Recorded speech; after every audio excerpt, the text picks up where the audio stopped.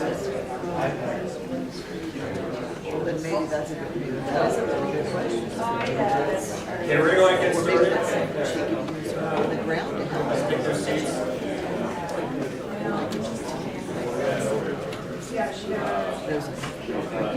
All right, we want to give our next presenter as much time as possible, so we're going to go ahead and get started. Our next presenter is Wade Michaels. He's a project manager for Blackboard. Without further ado, let's go ahead and give a round of applause for Wade. Before I begin, I do want to be clear that this is a technology agnostic presentation, so even though I'm at Blackboard, what I'm here to share is what I learned working on our implementation of the Mozilla Open Badge framework, working with the Mozilla Open Badge team, as well as with a lot of our current clients and faculty and administrators as we did research and ended up implementing that solution. So the topic is building an online course with badges. It's just a very quick, high-level practical guide for a novice. And it really is from the more traditional online course perspective. So some of the other presentations about badges have been really about the non-traditional. And we're going to be taking a look at, I'm a professor and I'm interested in using badges in my online course. So to set the stage a little bit, what we're taking a look at today is part of a broader badges ecosystem. And we're focusing and looking at just this one sector, which is a learning provider. So again, I'm a professor or curriculum designer, and I'm building a course. If you are interested in learning more about the broader ecosystem, there is a presentation, I believe tomorrow afternoon at 3 something, that goes into a lot more detail about the ecosystem.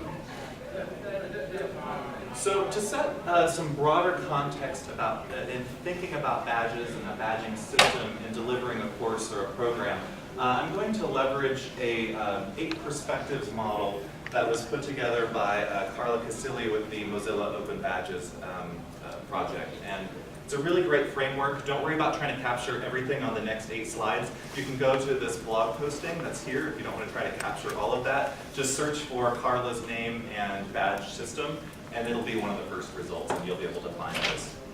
But I wanted to just use this as a framework for providing some broader context.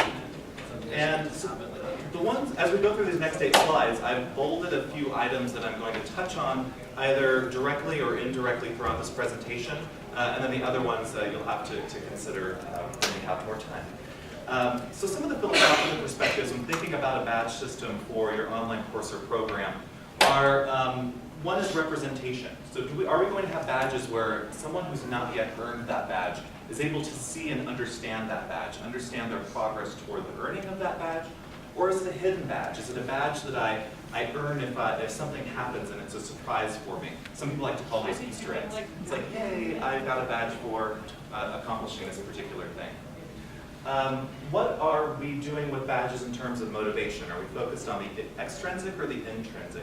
So, for example, is our primary focus of implementing a badge system within our course for motivating or modeling student behavior through a reward system or creating competition? Or is it more intrinsic? Do we want to drive students to create their own communities? Or do we want to motivate them on their own to want to go to another level of mastery? So yes, I passed this, but I see there's this other badge out there and I want to do even more to basically level up, so to speak. And philosophically, are we using badges as a carrot or as a stick? Is it just purely for motivation, things that are nice for the students to have? Or in my course design, is it something that the students must earn all of these particular badges before they can move through the curriculum, move past this unit, this course, etc.? We also have some conceptual perspectives. So these are, again, from an implementation standpoint, how do we see the badge design within the course? Is it structured and do we know it beforehand and it's going to be implemented in this certain way? So is it systemic? Or are we using an emergence model where we're experimenting with it as we go and every badge that we come up with may or may not have relevance to other badges we're introducing within the course?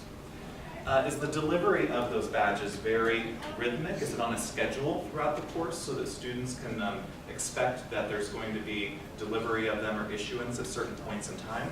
Or is it rather erratic? Are they clustered? We also have pedagogical perspectives. What are those points of issuance? What are the ones that are based purely on activity? What are the ones that are really based on certain milestones within the course, whether that be a learning milestone or a project-based milestone? Is that when we're going to issue them? Or are we going to be doing it on a competency or standards-based model where once you've reached a certain level of mastery after a certain number of assessments, that is when the badge is going to be issued? Or is it going to be a mixture of all of the above? We also have visual and aesthetic perspectives to consider. What do we want those badges to be? Are they a representation, such as on the left we have a listener badge, has an ear, so it's very representative, or is it more abstract, and is it categorical or individual? So, you know, on the left we have an individual, on the right we have a series, or basically a category of badges that are abstract and represent certain milestones toward a broader level of achievement. So again, it doesn't specifically represent what the badge is for. We have technical perspectives, so that would include what technology we're using to issue those. Are we using a proprietary system, or are we using something open such as the Mozilla Open Badge Backpack? Are we doing that in a way where every badge is always open, or will some badges be closed or siloed and others will be open? Will they all be siloed? And of course, what technology are we going to use? And are we just going to go to the backpack and issue them one at a time on our own, or do we have technologies to assist with the management or the automation of that? We have categorical perspectives. So which categories of badges are we going to give? What are the relationships between all of those various badges? Ownership. If I create and define a badge in my course, then I'm the owner. But do I have a responsibility if I'm issuing a badge for, say, a transdisciplinary skill or something that is covered by our gen ed program and it's part of my course? That's probably shared. Who do I need to work with on that? Are there institutional badges that I need to be leveraging that would augment my personal ones that I'm creating within my own course? So you do need to consider that as well.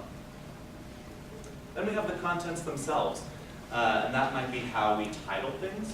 So you know, as you get more advanced in your thinking, you might have a very consistent allusion to the categories of badges that you might be using. Some other things that would be like thematic, for example. Or you might also want to consider your language. So if you want to have a badge for your top contributors to discussions, do you want to call that something like the conversation leader, which is a little bit more formal language, or do you want to call it the party starter, which is a little bit more informal? And so those are some decisions that you need to make. So again, those were all just some perspectives to add some context as we go through the rest of the presentation. One thing I will mention and encourage you to take a look at is there is a badges MOOC, and I want to focus that the C here is a community. And you can sign up for it here. It was put together by the WCET, the Mozilla Open Badges team, Blackboard, and Sage Road Solutions. And in there are presentations from industry, government, providers, and there's also an opportunity there for you to interact with peers, work on your own personas and your own badging system, and get feedback from others. And I will mention that the MOOC itself is downloadable as an OER, so if you do want to use it in your own context, you're free to do so. So, moving forward with some tips to get started. I'm going to provide you a very sort of a simplified model to take all those different perspectives that we just talked about and give you kind of a first pass. Definitely don't feel like that is the only way to do the first thing you're going to do. You need to choose your own path. And really what I'm presenting here is just a shortcut to get you started and some tips to consider. So a simplified model, taking all of those things in, is to consider badges along this framework, half of which is curricular, the other half of which is activity-based. On the curricular side, and again, this is in a more traditional online context, we're going to have course-specific badges, and then those that belong to the program. And of course, there should be appropriate alignments between those and relationships to those. On the activity side, we have a blend of both quantitative and qualitative activity-based badges. So you have those that are based on student action. So this would be, because this student is the one who posted the most, maybe I want to issue a badge. So that's very quantitative. The others are qualitative. So you may have a teacher-issued or instructor-issued badge that may be more on transdisciplinary skills using a particular rubric or other sort of instrument for measurement. You may also want to include peer badges, where peers are providing input in a number of different ways based on activities in a course, and badges can be issued from that information as well. And we'll go into this a little bit more. So tip 1, team up. Work with other people in your department. If you have a curriculum team, start to create that committee, start working with others and getting ideas, reach out to general education, etc. But don't be afraid to look outside. Look to community businesses, look to industry, look to government agencies if you really want to go far with your badging system. Here's an example that was a badging system that was created by Boise State. They partnered with the National Oceanic and Atmospheric Administration, so NOAA, to create a badging system for this Planetary Stewards program that they put together. And so these are backed by NOAA, and they structured basically this high-level category with everything from marine life to freshwater to climate, and then sub-badges that students can earn individually, and if they get all of them within the system, they get the primary badge at the top. So a good example of partnering outside of an organization. But with that said, I absolutely recognize that you want to get started on your own, and committees take time, and you got to deal with all of this sort of internal process and that process. It's okay to start with your own course and think about it in that context. So the good news is, even in doing so, if you're creating badges that exist on the curricular side, and those are aligned to some sort of learning milestone or project milestone or even competencies, you're going to later be able to roll that up more meaningfully into a broader badging system when that does come about. So drilling in a little bit, absolutely go to competency-based badges if you can. But your online course may not be currently designed that way. You may still have some more work to do in really disaggregating all the different questions, aligning them to particular course learning outcomes. Maybe the course learning outcomes need some refining or further granularity to them. Maybe you need more rubrics associated to some of the assignments that you do, because you have this paper that really is a combination of disciplinary and transdisciplinary activities, but you still just give the letter B on it. And in those cases, that's okay. You can issue badges on other milestones within the course because you know that they exist. You know, for example, in a biology course, that there is a certain milestone at which the student has completed 2 quizzes, a written paper, and a group activity, all of which are related to cell division. And at that point in time, based on the performance on those activities, you can issue a badge for cell division, for example. So again, go competency if you can, but if you're not there yet, that's okay. You can do it based on other milestones that you've developed within your syllabus. Leverage your LMS if you have one. Certainly you can go directly to, you can be an issuer source on your own. You can go to the Mozilla Backpack, for example, and be an issuer. But then you're managing things very manually.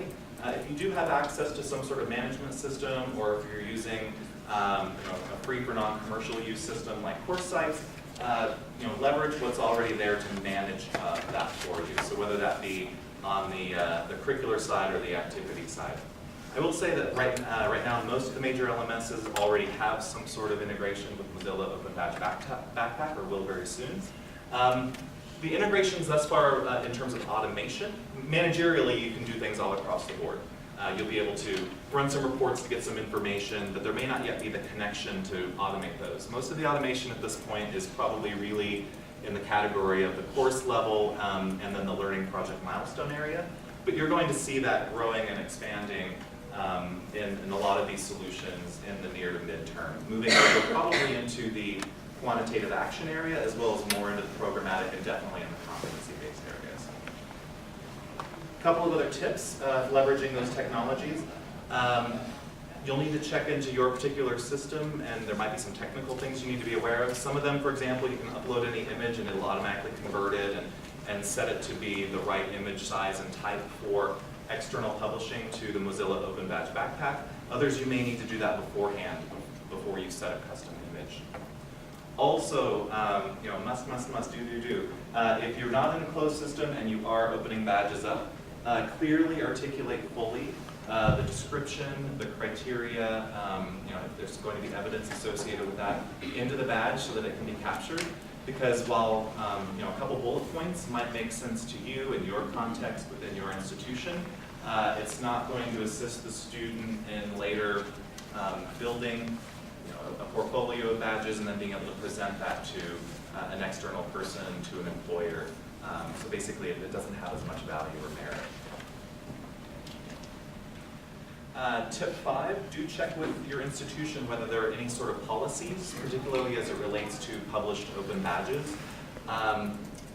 Mostly because there are some metadata that gets associated with these, the digital badge that includes the issuer name and the issue organization. And so there may be a value associated with that representation. So if you are yourself issuing badges, it may not even be appropriate for me to say that Monument University is the one that issued that particular badge. If there isn't a specific policy, then the general fallback conclusion would be to consider using yourself as the issuer. And you can say what your title is and your association, but just don't say that the badge is issued from the institution. I'm Professor Weichel, I'm a biology professor at Monument University, which is different than saying this badge came from Monument University. And again, think about whether there are any policies at the institution related to which badges may be published open. Some institutions are starting to develop policies around the currency that they want to associate with badges that get published out to the open public. When you're getting started, focus on the carrot. You're still learning, you're still experimenting. Use it for modeling, learning behavior, modeling student, motivating student learners and modeling behaviors. When you get more comfortable, then it can become more of the stick. You cannot move on to the next segment of the curriculum until you have mastered these particular learning outcomes and earned these particular badges. Again, you can definitely get there, and if your course already does have a very rigorous, structured, competency-based organization, then you can begin to experiment with that earlier. But don't be afraid to hold off on that when you're starting out. Also, since you're learning and you're new, experiment with that combination of the curricular and the activity-based badges. I would recommend, however, that on the curricular side, you do start the course, the term or whatever it may be, with some sort of system design in place for the curricular badges. Have a plan for how those are going to be structured and when they're released. On the activity side, you can use an emergence model. You can experiment with that a little bit more through the course. See what students react to, what they respond to. Do they like seeing the badges that they haven't yet earned and understanding, or do they like the surprises? That's an area that allows for a lot more experimentation as you move through the course experience. So what are some examples of some of these activity badges? We see those 3 categories. Let's go into those a little bit further. So we have these action-based ones, and again, these are kind of the quantitative. So it's usually just for 1 or 2 individuals that are doing particular things in the course, really as a motivational reward. If your system allows that some badges don't necessarily get published to an external area, this might be the set that you might control a little bit more. But these might be things like, the student always submits way before the deadlines and they're always the first one to submit. That's the early bird.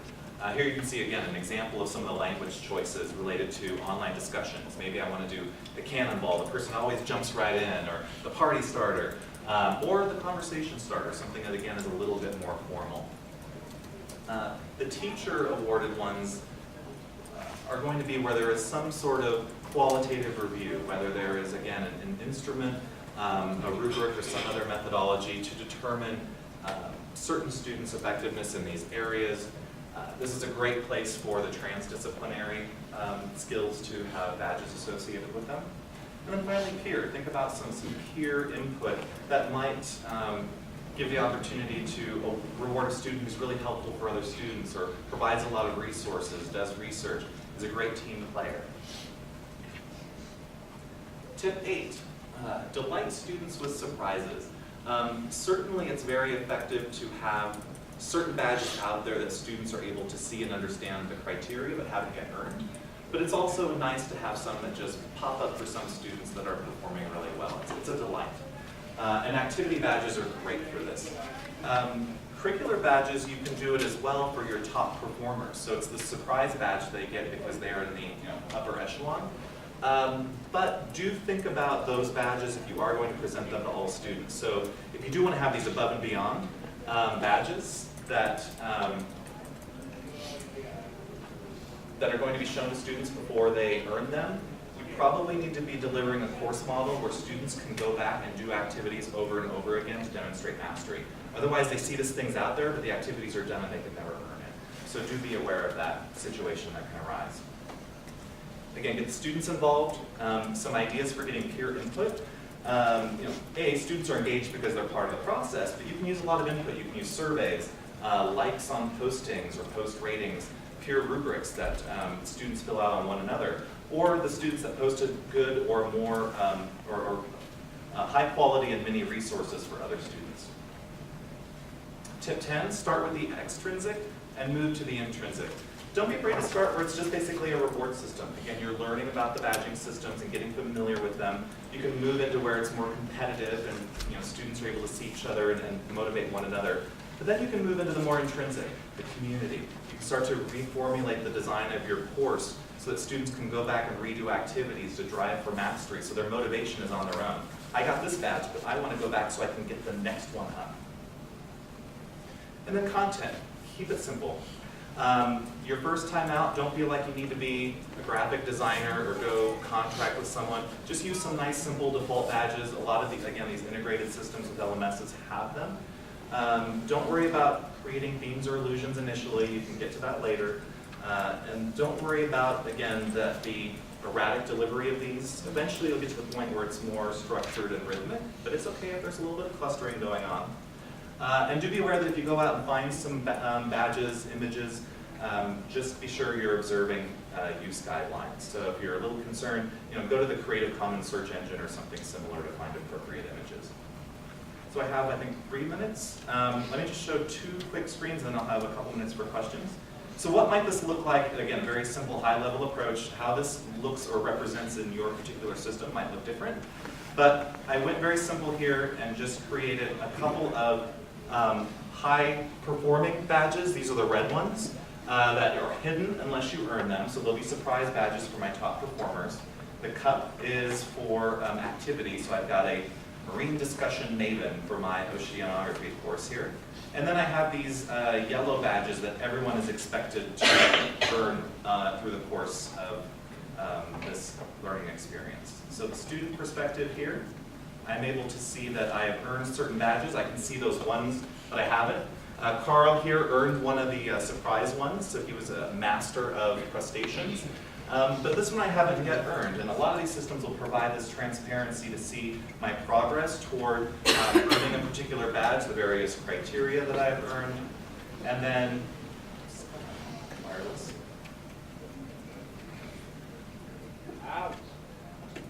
And then, as appropriate, be able to publish those out to an external source, so I've got to publish to Mozilla button. So that's all I wanted to share with you today. I know it was a quick blast of information. Thanks for the time. I think I have 1 minute for questions, 2 minutes for questions. So how many badges are there altogether in your course? In this example, and I wouldn't say that this is a completed course design here. So I think in this case I only have 6 or 8. There probably need to be a couple more. It depends on how many learning outcomes there are. Really there should be one of these, the expected ones for every course learning outcome. So if there are 5 or 6, I would expect probably 5 or 6 of these. Or if you have other project-based learning milestones. The above and beyond, it's really going to depend on whether you're expecting mastery levels at either of those, as well as your taxonomy. At this level, if this is an introductory course, you may not expect an above and beyond mastery, so you may not have as many. The activity, it really depends on how many of those you want to deliver and whether a lot of students get them, like little gold stars, hey, you participated, or whether you really want to reward certain behaviors. Can you show the Carla Casilli link again? Yep, absolutely. I Googled it, but I don't know if I used the right terms. I didn't find that. Is that going to be big enough? I can make it big. I'll just leave it up here as Perfect, thank you. close up. Yeah. What stage of the 10 or 11 steps are you at with your course and the badges? And then maybe also like how are you thinking about approaching like, you said like an institution like government or something or somebody else? Like how would you do that? So So to be clear, I'm a product manager at a software company where I was working with a lot of faculty and institutions and focus groups to design our integration with the Mozilla Badge system. Gotcha. I myself am not doing that particular activity. Okay, okay. We have to stop there. Okay. Thanks very much.